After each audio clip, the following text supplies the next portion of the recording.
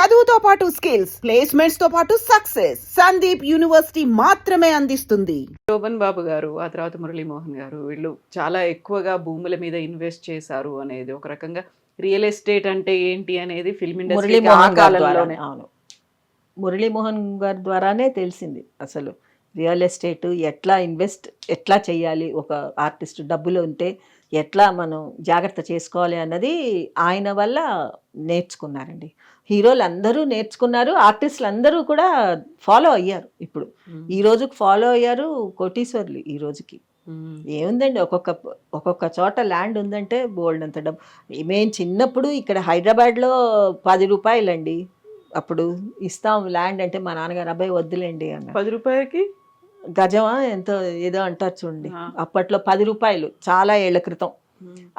నేను ఎక్కడ వెళ్ళి ఉంటాను, మేము చెన్నైలోనే ఉంటాం, ఏమవుతు అనేసి తీసుకోలేదు. లేకపోతే అప్పట్లోనే అడిగారండి, బంజారా హిల్స్ జూబ్లీ హిల్స్ సైడ్లో అప్పుడు ఇస్తామన్నారు. సినిమా వాళ్ళకని చెప్పి సినిమా వాళ్ళందరూ హైదరాబాద్ వచ్చేయాలి అనే ఉద్దేశంతో అట్లా తగ్గించి ఇస్తామన్నారు. అది ఏ గవర్నమెంట్ గుర్తులేదు నాకు. ఆ మినిస్టర్ అప్పుడు ఇచ్చాడు వాగ్దానం, ఇచ్చి అమ్మితే తీసుకోలేదు. అప్పుడు ఏం వెళ్తాంలేండి అంటే మా నాన్నగారికి చెన్నైలోనే ఉంటాము అని ఒక ఇది. తర్వాత ఇంకా తప్పలేదు, ఇంకా అక్కడ లేవు సినిమాలు, ఛాన్స్ లేదు అనుకున్నాక సరే ఇంకా హైదరాబాద్ వచ్చేసారు. హైదరాబాద్ వచ్చి రెంటెడ్ హౌస్లో ఉండేవారు. ఏంటంటే ఆయనకి నా కూతురు ఇక్కడే ఉంది కదా, నేను ఇక్కడే ఉంటాను. మా నాన్నగారికి చాలా ప్రేమ అండి. నేను ఆయనకి క్యాన్సర్ వచ్చినప్పుడు కూడా చాలానే చేసేదాన్ని, నేను కూడా నేనే ఉండి చూసుకునేదాన్ని ఎక్కువ.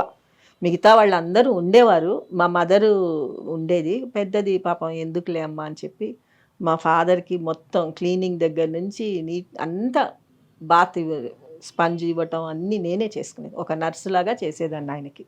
మరి అప్పుడు డబ్బులు అవసరం ఉంటుంది కదా చాలా వరకు ఏమండి, హాస్పిటల్. అదే చెప్తాను చూడండి. ఆయనకి నిజమైన ఆస్తి ఏంటంటే అభిమానులండి. ఏమండి, అభిమానులు చూడటానికి వచ్చేవారండి. ఎక్కడ మన సికింద్రాబాద్లో యశోదాలో చేర్పించాం. ఏమండి, అభిమానులు వచ్చి చూసి కవర్లు ఇచ్చేవారండి. మా మదర్ చేతిలో కవర్లు పెట్టేవారు, 10,000 10,000 10,000 ప్రతి ఒక్కళ్ళండి. ఒట్టి చేతితోటైతే ఎవ్వరూ రాలేదు, చేతిలో డబ్బులు పెట్టేవాళ్ళు వెళ్ళేవాళ్ళు. మేము కడతాం అది ఇది అన్నారు కానీ గవర్నమెంట్ ఎవరు ఏం కట్టలేదండి, మేమే కట్టుకున్నాం, మేమే కట్టాం బిల్లు మొత్తం 7 లక్షలు 8 లక్షలు ఎంతో అయింది ఆయనకు పాపం. అంతా మేమే.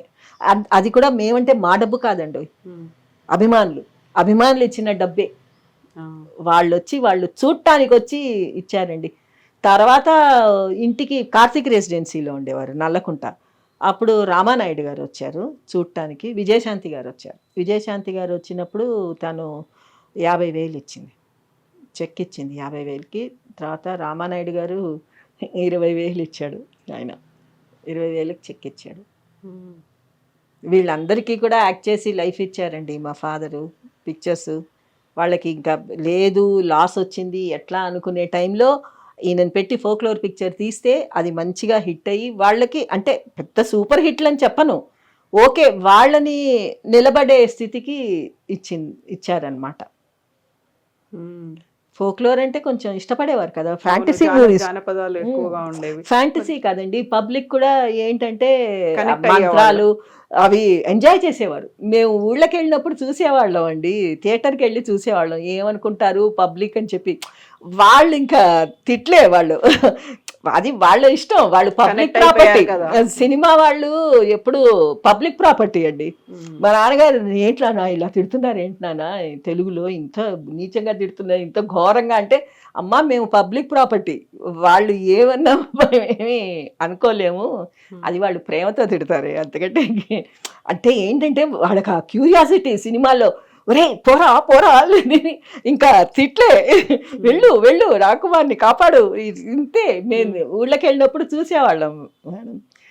తర్వాత మెడ్రాస్ అగ్గిదొర అని ఒక సినిమా వచ్చిందండి, నాన్నగారు భారతి యాక్ట్ చేశారు, అందులో సత్యనారాయణ గారు విలన్. ఆ సినిమా ఒకటి అసలు సూపర్ హిట్ అండి, అది అగ్గిదొర అని చెప్పి. అప్పుడు విజయశాంతి రెస్పాండ్ అయ్యారు, ఆ తర్వాత రామానాయుడు రెస్పాండ్ అయ్యారు. ఫిల్మ్ ఇండస్ట్రీ నుంచి లేదండి, ఇంకెవరు రెస్పాండ్ అవ్వలేదు. అంటే మీరు వాళ్ళ దగ్గరికి లేదండి, వెళ్ళలేదు. లేదు. వాళ్ళకి ఇన్ఫర్మేషన్ తెలుసా మరి ఇలా ఉన్నారు కాంతారావు గారు? అందరికీ తెలుసండి, ఇండస్ట్రీ మొత్తం తెలుసు, అందరికీ తెలుసు. మేము మా నాన్నగారు ఎప్పుడు ఎవరిని ఇట్లా పెట్టమని ఎప్పుడు నేర్పించలేదండి. చెయ్యి మీ దగ్గర ఉంటే రూపాయి ఇవ్వండి, ఎవరిని అడుక్కోవద్దు. మీ అంతటా మీరు కష్టపడి సంపాదించండి, కూలి చేసుకొని బతకండి, కావాలంటే 4 రూపాయలు మన సొంత సంపాదనలో ఉండి మన కష్టంతో తినే ఒక్క మెతుకైనా సరే మనకు అరుగుతుంది, అడుక్కోవద్దనేవారండి. అసలు అంతవరకు ఎందుకండి, మా నాన్నగారే అసలు ఎవరిని అడుక్కోలేదు. సినిమాలు లేకపోయినా ఏ ప్రొడ్యూసర్ దగ్గరికి వెళ్ళి అడగలేదండి, బాబు నాకు సినిమాలో వేషం ఈయనైనా నాకు కష్టంగా ఉంది అది ఇది. ఎన్నడూ ఆయన ఏ ప్రొడ్యూసర్ దగ్గరికి వెళ్ళి అడగలేదండి. వచ్చిందా వేసేవారు. ఆయన ఒక్కటే కోరిక ఏంటంటే, నేను చచ్చేంత వరకు నేను యాక్ట్ చేయాలి, నాకు అదొక్కటే నా కోరిక. నా లాస్ట్ బ్రెత్ దాకా నేను సినిమాల్లో ఉండాలి, ఇండస్ట్రీలో నేను ఉండాలి, నేను వెళ్ళిపోకూడదు. నేను గనక మూటా ముల్లా సర్దుకొని వెళ్ళిపోయానంటే ఇండస్ట్రీ నన్ను మర్చిపోతుంది. నేను గుర్తుండిపోవాలంటే నేను ఇక్కడే ఉండాలి, ఇట్లాగే సంపాదించాలి అని చెప్పి లాస్ట్ దాకా ఆయన సంపాదించారండి.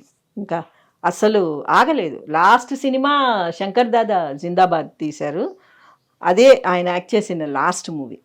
ఇంకా దాని తర్వాత ఇంకా లేదు, ఇంకా దాంతో అయిపోయింది అనమాట. ఇంకా నాన్నగారికి వ్యసనాలు ఏమైనా ఉండేవా? లేదండి. ఆయన ఎప్పుడన్నా మేమే ఆడుకునేవాళ్ళం అండి, ఇంట్లో మేమే కార్డ్స్ ఆడుకునేవాళ్ళం. ఇంట్లో మేము ఇంకెవ్వరు ఉండేవాళ్ళు కాదు, పిల్లలం, మేము, మా అమ్మ. ఇంకా మాకు ఫ్యామిలీ ఫ్రెండ్స్ అంటే అప్పుడప్పుడు వచ్చేవారు. ఎవరు అంటే మన జగ్గయ్య గారి కొడుకు వచ్చేవాడు, దాని తర్వాత విజయశాంతి బ్రదర్ కూడా వచ్చేవాడు, ఎప్పుడన్నా వచ్చేవాడు. అట్లా మేము కూర్చొని మేము ఆడుకునేవాళ్ళం, ఊరికే ఆడుకునేవాళ్ళం అంతే. గుర్రపందాల మీద నాన్నగారు బోల్డ్ డబ్బు పెట్టాడు, లక్షలు వాటి మీద పోసాడు, అందువల్లే నష్టాలు వచ్చాయి అనేది ఎందుకు వస్తుంది? అన్ని లక్షలుంటే గుర్రపందాలు ఎందుకంటే పోగొట్టుకోవటం, జాగ్రత్తగా బ్యాంక్లో వేసుకునే ఉండేవారు. అంత లక్షలే ఉండుంటే ఎందుకు మేడం ఈరోజు ఈ స్థితి ఉండేది మాకు? గుర్రపందాలు మా నాన్నగారు ఎప్పుడు ఎక్కడికి వెళ్ళేవారు కాదండి. ఆయనకి ఇల్లు షూటింగ్ ఈ రెండే. ఇంకా వేరే ప్రదేశాలకు వెళ్ళటం కానీ సరదాగా తిరగటం ఒక్కరే ఎప్పుడు వెళ్ళేవారు కాదు.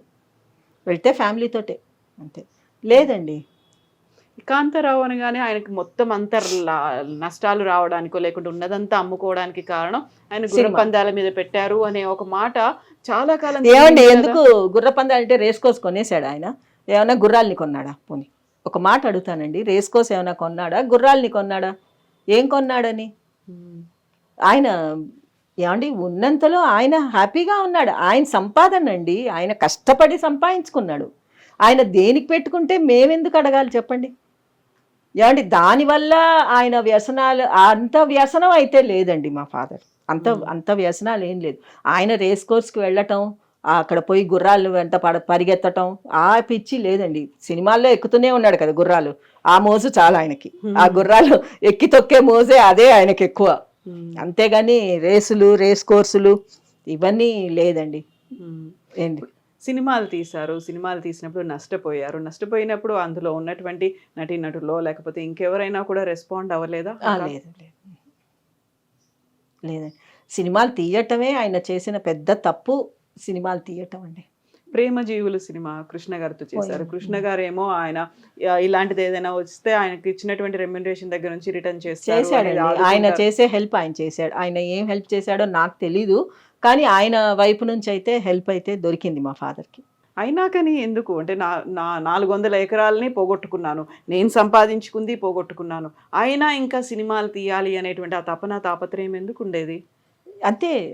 ఏంటంటే నాకు ఇదొక్కటే వచ్చమ్మా, నాకు ఇంకేం రాదు, నాకు ఇంకా వేరే బిజినెస్లు లేవు. నన్ను అయినా ఒకవేళ బిజినెస్ చేసినా కూడా నాకు ఎవరున్నారు చూసుకునేందుకు? పిల్లలా చిన్నవాళ్ళు ఎవరున్నారు చూసుకునేందుకు? ఇప్పుడు ఈ లాస్ అనేది ఎట్లాగన్నా వస్తుందండి. అందులో కాకపోతే ఇప్పుడు ఇందులో కాకపోతే బిజినెస్లో రావచ్చు లాసు. ఏమండి సినిమా కూడా ఒక బిజినెస్సే కదా. వ్యాపారం అన్న తర్వాత ఎప్పుడు లాభాలే రావాలని కోరుకోలేం కదండి. ఒడిదుడుకులు రెండు ఉంటాయి. అటు లాభాలు ఉంటాయి, నష్టాలు ఉంటాయి. నష్టం వచ్చినప్పుడు తట్టుకోగలగాలండి మనిషి. తట్టుకున్నవాడు, నిలదొక్కున్నవాడే పైకి వస్తాడు. ఇప్పుడు